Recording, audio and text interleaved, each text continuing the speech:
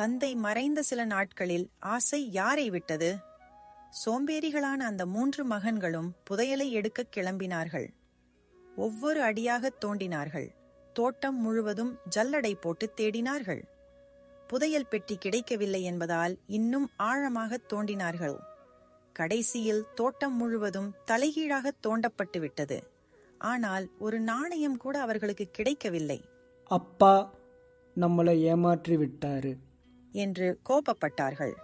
அப்போது அந்த ஊர் பெரியவர் ஒருவர் அங்கு வந்தார்.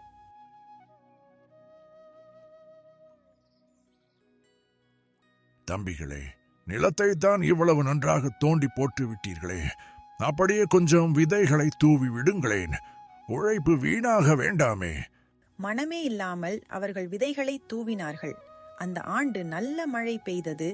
நிலம் ஏற்கனவே நன்றாக தோண்டப்பட்டு